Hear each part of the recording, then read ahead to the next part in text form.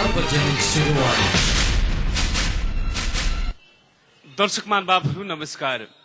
प्रस्तुत कार्यक्रममा हामी भूमि सुधारसँग सम्बन्धित विषयमा केन्द्रित रहेर कार्यक्रम सञ्चालन गर्नेछौँ।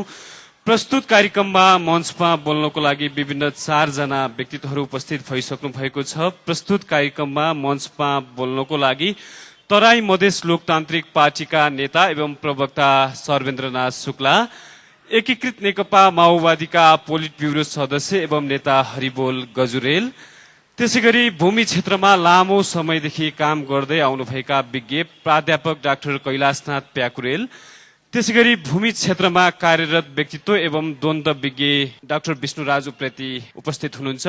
नेपालमा भूमिको कुरा गर्दा झन्डै 24% नागरिकहरूसँग भूमि छैन। त्यसैगरी झन्डै 7% व्यक्तिहरूसँग थोरै भूमि मात्र रहेको छ अथवा 7% व्यक्तिहरू अर्धभूमिहीनको अवस्थामा रहेका छन्। त्यसैगरी 65% व्यक्तिहरूसँग जम्मा 15% जमिन रहेको अवस्था छ भने जम्मा 4% व्यक्तिसँग झन्डै 37% भूमि रहेको छ। भूमिको कारण मुलुकका हरेक क्षेत्रसँग जोडिन्छ, मुलुकको द्वन्द्वसँग जोडिन्छ, मुलुकमा धनी र गरिब नागरिकहरूसँग जोडिन्छ। त्यसो हुँदा नेपालमा समग्रमा भूमिको अवस्था, भूमिको वितरण प्रणाली अनि भूमि सुधारको लागि विगतमा के कस्ता प्रयासहरू भए, भूमि सुधारको लागि विभिन्न राजनैतिक दलहरूको के कस्तो दृष्टिकोणहरू रहेको छ र भूमि सुधारको दिशामा हामी कति मात्रामा अगाडि बढेका छौं अनि नयाँ संविधान बन्ने प्रक्रियामा अनि नयाँ संविधान निर्माण हुने प्रक्रियामा भूमि सुधार सन्दर्भमा के होला, के गरिनु पर्दछ भन्ने विषयमा प्रस्तुत कार्यक्रममा हामी छलफल गर्नेछौं। कार्यक्रमको सुरुमा यहाँ दर्शक दीर्घामा उपस्थित हुनुभएका श्री सोम प्रसाद भण्डारी ज्यूतिर म एकैछिन जान चाहन्छु। उहाँ राष्ट्रिय भूमि अधिकार मञ्चका महासचिव समेत हुनुहुन्छ। सोम प्रसाद भण्डारी ज्यू जस्तै यहाँ राष्ट्रिय भूमि अधिकार मञ्चको महासचिव पनि हुनुहुन्छ। विशेष गरी भूमि क्षेत्रमा अथवा भूमि अधिकारको सन्दर्भमा यहाँहरूले लडाईँ लडिरहनु भएको छ विगत धेरै लामो समय अगाडिदेखि। नेपालमा भूमि क्षेत्रको कुरा गर्दा समग्रमा भूमि क्षेत्रको अवस्था कस्तो देख्नु भएको छ यहाँले? अहिलेको वर्तमान अवस्थामा भूमिको अवस्था भनेको अत्यन्तै ठुलो एउटा समस्याको रूपमा रहेको छ। भनेको कस्तो समस्या रहेको छ? अहिले अधिकांश चाहिँ जमिन भनेको चाहिँ सामन्तहरूको हातमा रहेको छ र यो सामन्तहरूको जमिन जहिले पनि सामन्तहरूको हातमा नै जमिन चाहिँ गइरहने हो भने वास्तवमा अहिले जो मान्छे भूमिहीन छ, जो मान्छे सुकुम्बासी छ, जो मान्छे आज खान नपाएर सडकमा भोकै मरिरहेको छ, यसको अधिकांश सामन्तहरूको हातमा धेरै जसो भूमि छ भनेर भन्नुभयो। सामन्त भनेर यहाँले कसलाई भन्न खोज्नु भयो? सामन्त भन्नाले हामीले जसले भूमि चाहिँ अहिले चाहिँ उपयोग गरिरहेको छैन, उसले भूमि ओगटेर बसिरहेको छ। जसले धेरै भूमि ओगटेको छ अनि उसले उपभोग पनि गरेको छैन, ती व्यक्तिहरूलाई सामन्त भन्न खोज्नु भयो यहाँले? हजुर हजुर। भूस्वामित्वको हामीले चाहिँ त्यो कुरा उठाइरहेका छौँ कि हामीले अहिले पनि म एउटा चाहिँ भूमि अधिकार कर्मी भएको नाताले जो मान्छेले अहिले चाहिँ तपाईँको तमाम भूमिहरू चाहिँ उनीहरूको कब्जामा राखेको छ, त्यसमा चाहिँ कुनै उत्पादन उनीहरू चाहिँ खेती पनि गर्दैन र अहिले चाहिँ एउटा द्वन्द्वको कुराहरू गर्दाखेरि पनि वास्तवमा यो भूमिको समस्याबाट नै यो द्वन्द्वलाई चाहिँ एउटा सिर्जना भएको छ र यो भूमिको समस्या चाहिँ समाधान नभएसम्म वास्तवमा यो द्वन्द्व चाहिँ न्यूनीकरण गर्न सकिँदैन भन्ने भनेको मुलुकमा जुन किसिमको द्वन्द्व सृजना भयो यो भूमिको कारणबाट नै सृजना भयो भन्ने यहाँको मान्यता? हाम्रो चाहिँ पुरै ईश्वरीयबाट त्यस्तो चाहिँ भूमिको समस्या समाधान नभइकन द्वन्द्व पनि समाप्त हुँदैन र झन् द्वन्द्व चर्किँदै जानेछ। यदि समस्या समाधान भएन, अन्य समस्या समाधान भयो तर भूमिको भएन भने? हजुर, एकदमै।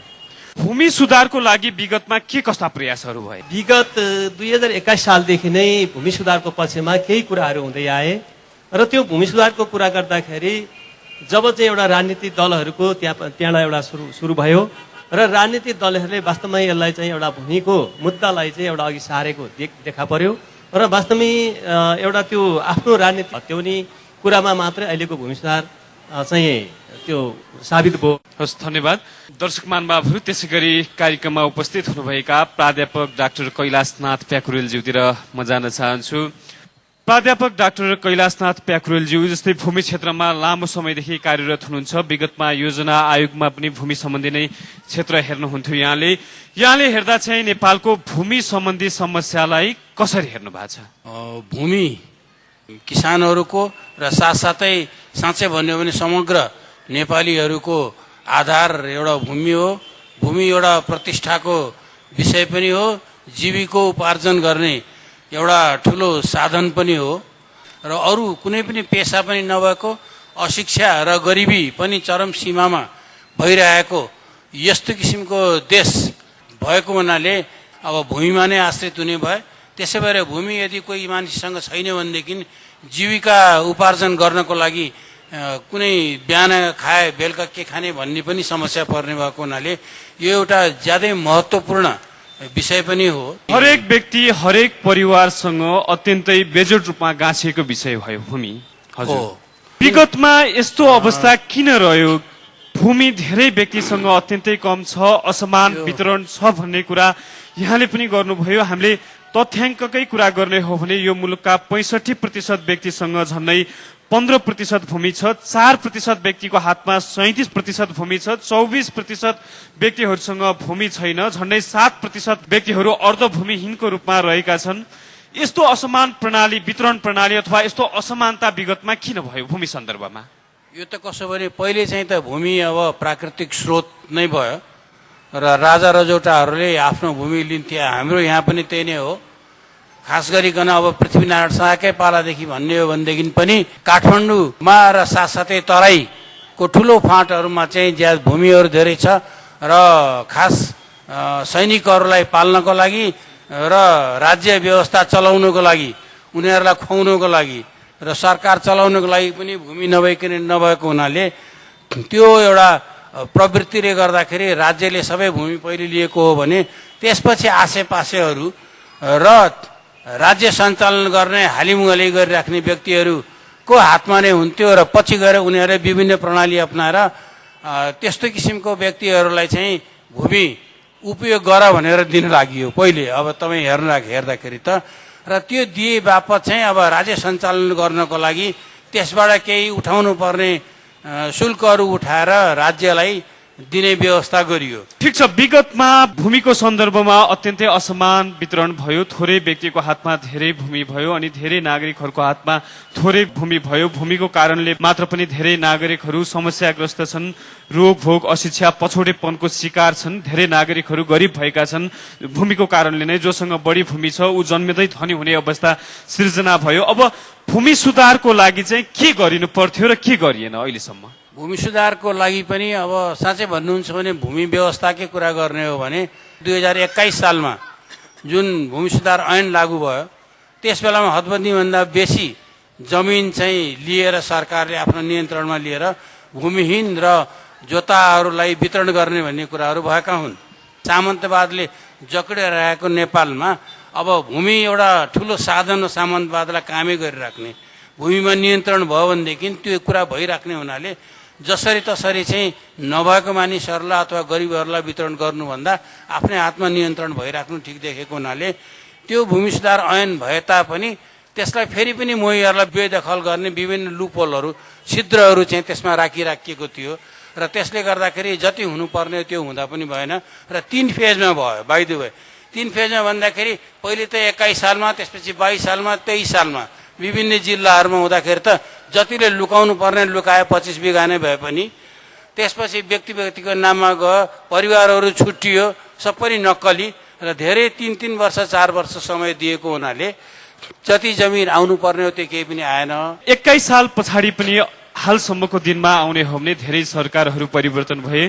प्राय हरेक सरकारहरूको भूमि सुधार गर्ने सम्बन्धी सरकारहरूको एजेन्डा पनि हुने गर्दथ्यो। हामी 46 साल पछाडिकै कुरा गर्ने हो भने झन्डै 5 वटा आधा दर्जन आयोगहरू बनेको अवस्था रहेको छ भूमि सुधार सन्दर्भमा। तर भूमि सुधार पर्याप्त मात्रामा अगाडि बढ्न सकेको छैन। पहिला पञ्चवर्षीय योजनामा पनि हरेक पञ्चवर्षीय योजनामा भूमि सुधार गर्ने भन्ने कुराहरू चाहिँ उल्लेख हुने गर्थ्यो। हरेक सरकारहरूले हरेक समय जसो हरेक पल्ट भूमि सुधार गर्ने नारा चाहिँ बन्यो सरकारी तवरमा अनि योजनाहरूमा, तर कार्यान्वयन चाहिँ किन हुन सकेन? मेरो विचारमा चाहिँ एउटा चाहिँ त राजनैतिक इच्छा शक्ति नभएर हो। किनभनेदेखि भूमि सुधार गरेर जग्गा वितरण गर्छु भनेपछि त्यो धेरै नै अब पपुलर किसिमको विचार हुने भयो र सबै भूमिहीन धेरै जसो र गरिब धेरै जसो मानिसहरू प्रभावित हुने भए जग्गा पाइन्छ भन्ने। त्यसकारण त्यो नाराको रूपमा मात्र राख्ने एउटा कुरा भयो भने कटिबद्ध छैन र त्यस्तै किसिमको पावर शक्ति सञ्चय गरेर बसिरहेको व्यक्तिहरूकै समूहको पक्ष पोषण गर्ने चाहिँ सरकारी कर्मचारीहरू पनि हुने भयो माथिल्लो स्तरका। भने त्यसले गर्दा त्यो एकमत भइरहेको हुनाले अब यो इम्प्लिमेन्टेसन जब कार्यान्वयन हुन्छ, नीतिमा जे जसो भए पनि, ऐन कानुनमा जे जसो भए पनि कार्यान्वयन पक्ष पितलो भयो र त्यो कार्यान्वयन नगरिदिँदाखेरि उनीहरूलाई कुनै दण्ड सजाय पनि भएन। खास गरिकन आजको स्थितिसँग पनि त्यस्तै नै देखिएको जस्तो मलाई लाग्दछ।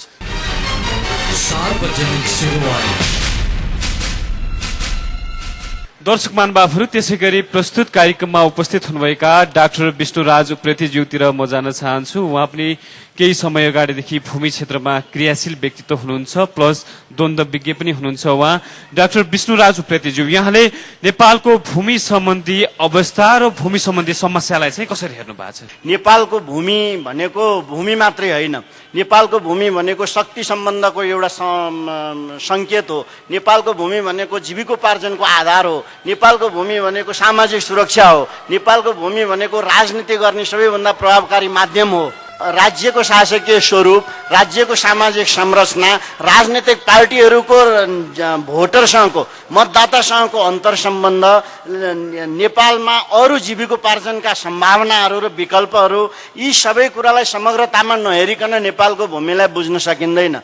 यहाँ अहिले नेपालको भूमिको बहस कसरी चलाइएको छ भने भूमि सुधार गर्ने भनेको अलिकति भएको बाँकी रहेको जग्गा चाहिँ लिएर वितरण गर्ने हो भन्ने मानसिकतामा भूमि सुधार, र त्यसमा पनि भूमि सुधारलाई राजनीतिक पार्टीहरूले, राजनीतिक पार्टीका नेताहरूले विशेष गरी राजनीतिक भोट ब्याङ्कको रूपमा प्रयोग गर्नुभएको छ। भूमि सुधारलाई, भूमि सुधारको आधारभूत सैद्धान्तिक मूल्य मान्यता, आधारभूत वैज्ञानिक आधारहरूको आधारमा भूमि सुधारलाई कहिल्यै पनि अगाडि बढाइएको छैन। विष्णुराज उप्रेतीज्यू, जस्तै भूमि सम्बन्धी समस्या छ, भूमिको कुरा गर्दा यो हरेक विषयसँग जोडिन्छ भन्ने कुरा गर्नुभयो यहाँले, तर भूमि सुधार गर्ने कुरा समय समयमा उठ्ने गर्छ, अहिले पनि चलिरहेको छ त्यतिकै मात्रामा। तर भूमि सुधार भन्नासाथ धेरै जग्गा हुनेसँग जग्गा लिने अथवा हदबन्दीको जग्गा चाहिँ सरकारले लिने अनि उक्त जग्गा वितरण गरे मात्र भूमि सुधार हुन्छ भन्ने बुझाइ छ भन्ने कुरा गर्नुभयो। वास्तविक रूपमा भूमि सुधारको लागि के हुनु पर्दछ?